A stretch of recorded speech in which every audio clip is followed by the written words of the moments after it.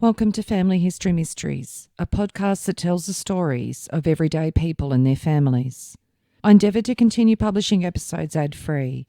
In order to do so, I would love your support by reviewing my podcast or consider becoming a subscriber for only the cost of a coffee a month.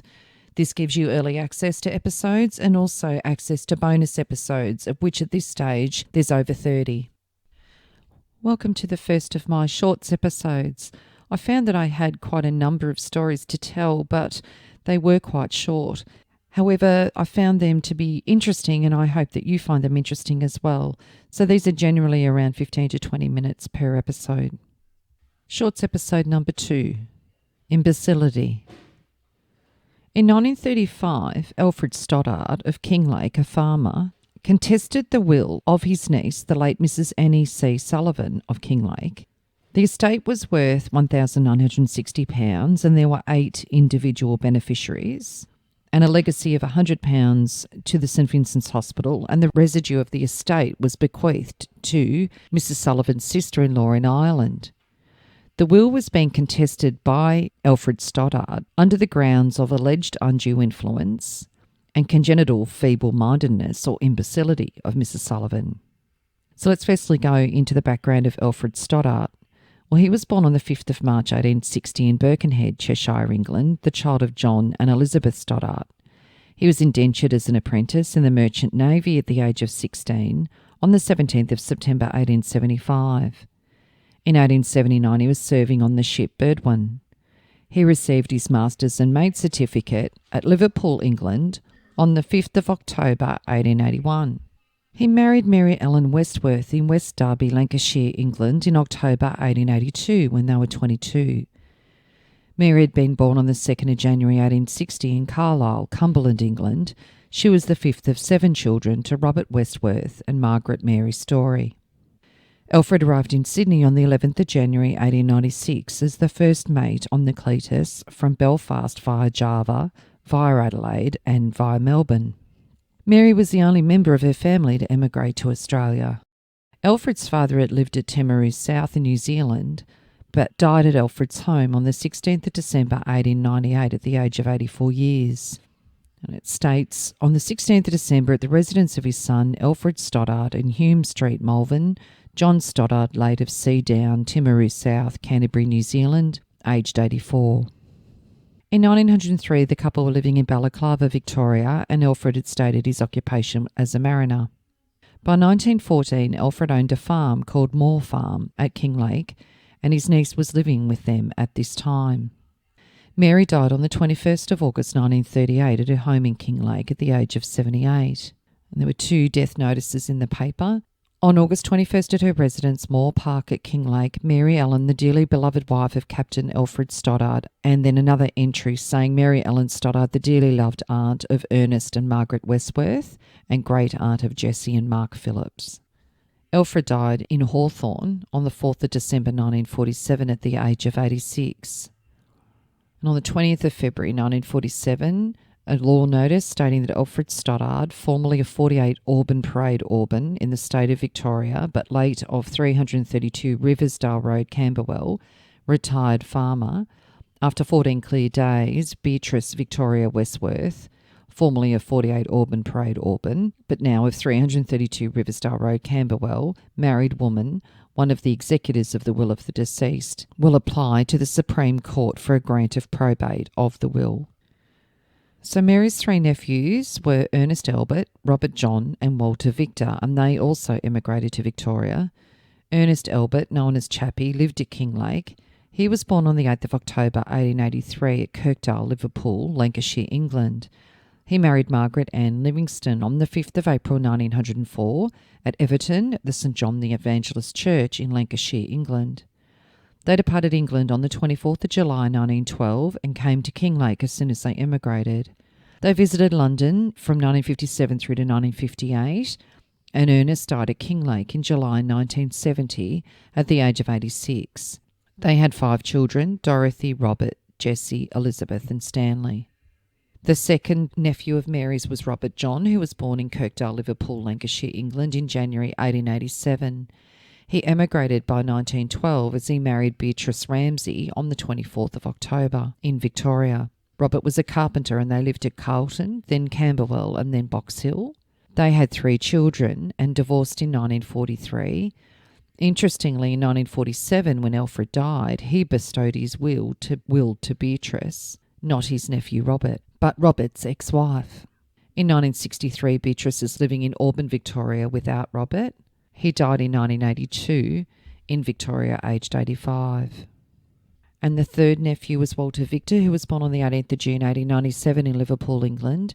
He departed England on the 15th of May 1913 and enlisted in World War I on the 17th of July 1913 in Melbourne. He served in the Middle East and France. He returned to Melbourne on the 14th of May 1919. Robert, his brother, was listed as his next of kin due to his parents being in England. He was also a carpenter and he married Mavis Burley in Camberwell, Victoria on the 9th of October 1920. They had 4 children. Walter then went on to enlist in World War II on the 20th of January 1942 and was discharged on the 29th of October 1949. He died on the 22nd of November 1982 at Merimbula, New South Wales at the age of 85. And Alfred's family? Well, his brothers, the first, William Stoddart, was born in 1859 and he died at Bingara, New South Wales on the 19th of August 1917. He was a bachelor and was an engineer at the Gwydir Shire Council. His second brother, John Stoddart, married Annie Connolly and he died in 1888 at the age of only 35 in Middle Brighton. They had a daughter, Katie, in Paran in 1881, who died at only 1 year old. Their next child, John, was born in 1876 but died at the age of 13 in 1889 in Brighton. His daughter, Annie Catherine Stoddart, was born in 1883 in Paran, and she became beneficiary to her father's will in 1904. Her uncle, Alfred, was given the money to bring her up as she had been under his care since 1903. Annie married Patrick Sullivan in 1921. He was a farmer at Kinglake, but he died in 1931. Another brother was Ernest, who did not marry. And the fourth brother was David, who was born in 1858. And he firstly went to New Zealand, but then settled at Melbourne. In 1882, unmarried, he went to the Kimberley goldfields, and from there his whereabouts were unknown. And then on the 1st of November 1935, there's the title of an article called Will of His Niece and Uncle's Objections, Alleged Mental Incapacity. Mr Justice Duffy in the Banco Court yesterday continued the hearing of an order nisi which called on Alfred Stoddart of Kinglake Farmer to show cause why a caveat which he had lodged against the grant of probate to the will of his niece, Mrs Annie Catherine Sullivan, late of Kinglake, widow, should not be discharged. Mrs Sullivan died in March last, aged 52 years, leaving personal estate valued at £1,964. She left legacies of £100 each to the 3 children of Mr and Mrs Charles Exton of Kinglake, with whom she lived, gifts of £100 each to 5 friends and St Vincent's Hospital, and the residue of her estate she bequeathed to her late husband's sister, Mrs Molamphy of Ballinger, Poltro, Tipperary, Ireland. The caveat by Stoddart was on the grounds of testamentary incapacity, congenital feeble-mindedness and imbecility, and undue influence by the Extons. Mr Klein opened the case and said that the testatrix was formerly a Miss Stoddart. Her parents had died when she was a child and she was brought up by her uncle, the caveator. She became a beneficiary under the will of her father in 1904, but as there was some doubt about her ability to handle her affairs, an order was made by the late Sir Thomas A. Becket that the income from her beneficial interest under her father's will should be paid to her uncle for her maintenance. Until 1921, the income was paid to the uncle, and after that time, a further order of the Supreme Court, the income was paid to Mrs Sullivan herself. Mrs Sullivan married Patrick Sullivan in 1921, and she then executed a will, leaving all of her property to her husband. Sullivan died in 1931, and shortly after, in the same year, Mrs Sullivan made the will now before the court, which was dated on the 13th of June 1931. Mrs Sullivan, before examining this will, had consulted the master in equity and solicitors as to her promise to her husband about leaving half of her estate to her sister-in-law. The solicitors gave evidence that the testatrix at all times appeared to be rational and capable of conducting her own affairs. Similar evidence was given by others who had come into contact with Mrs. Sullivan. Dr. Day of Whittlesea said that in 1932 he visited the Master in Equity with Mrs. Sullivan because the Extons had complained that she was troublesome. He was asked if she should go to a mental home, but he would not give an opinion. Charles Exton of Kinglake, farmer, said that Mrs. Sullivan had for a number of years either lived with him or his daughter, and she always appeared to be rational. After testatrix's husband's death, she had requested him to help her to look after her affairs, as it was a bother to keep an account. He had countersigned cheques for her. Mr. Coppell, in opening the case for the caveator, and evidence would be given that testatrix was definitely weak-minded from childhood. Her uncle was a retired sea captain, and Mrs. Sullivan came under his care in 1903 when she was 20 years of age. She was difficult to look after and frequently broke away from supervision. In 1921, after having disappeared from home, she refused to return and married Patrick Sullivan. Evidence would be given that during her married life she showed the mentality of a backward child and was incapable of the simplest mental feats. Other evidence, Stoddart said that his niece came to live with him in 1904 and stayed with him until 1921. He left her house and married in the same year to Patrick Sullivan. She had been very unruly and silly, but he would not call her mad. She was aged about 14 years when she came to live at his home. She said that her stepmother used to knock her about, but the witness had found that this was not true.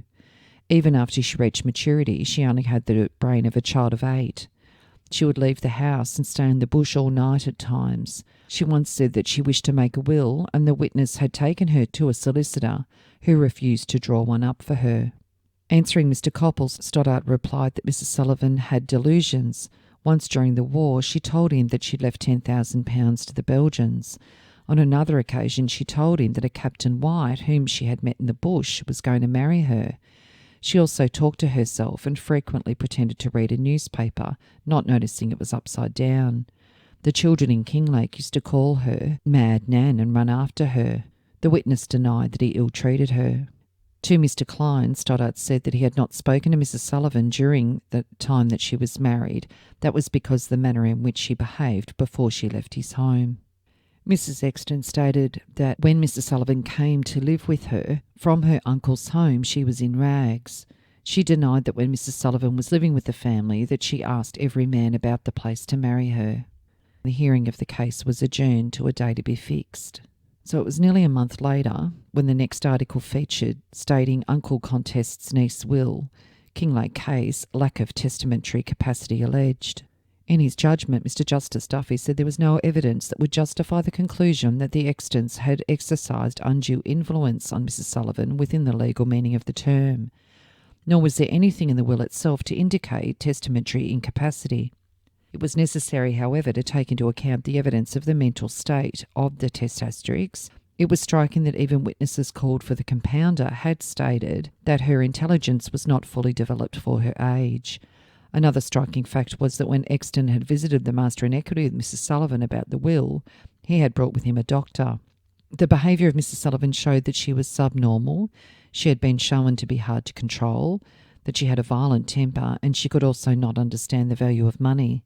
He came to the conclusion that she had no judgment or comprehension sufficient to enable her to dispose of her property, and he refused probate and order the costs of the hearing to be paid from the estate. So it seems that her uncle did uphold the case, and it was found in the end that she was not of the sufficient mind in order to carry out her affairs. On the 4th of May 1937, there's an article that states, claim by next of kin. Application was made by Captain Alfred Stoddart of Kinglake, Victoria, for an order directing payment out to him of £238 as sole surviving next of kin of the late Mr. William Stoddart, who died at Bingara in 1917 without a will and a bachelor. The interstate left him surviving 2 brothers, Alfred and Ernest, and a niece, the daughter of a deceased brother John. It was not known whether another brother, David, was alive or dead. The public trustee duly paid the first 2 named brothers and the niece the amounts they were entitled to, and lodged £235 in court, which was later transferred to the Treasury as the share to which David would be entitled if he were living. Ernest and the niece had since died without having married. The applicant stated in his affidavit that he last saw his brother David, who was born in 1858, at the home of their parents in Belfast during 1875. Subsequently, David went to New Zealand for a time and then to Melbourne, where he was employed. In 1882, at the age of 44 and unmarried, he left for the Kimberley goldfields. Since then, he has not heard of him, although diligent inquiries had been made. His Honour made the order asked for. So in this family, it seemed unfortunate. There were quite a few young deaths, and there was also a brother that went to Western Australia and was never to be seen again. So it seems in the end that William Stoddart did uphold, on behalf of his niece, the protection of her affairs. And reading between the lines, it seems that he felt that there may have been some little interference with a local family involved. If you are interested in sharing your story on my podcast, Family History Mysteries, please go to my Facebook page and send me a message. If you would like some assistance in filling in the gaps in your family tree to see what mysteries you solve, please get in touch.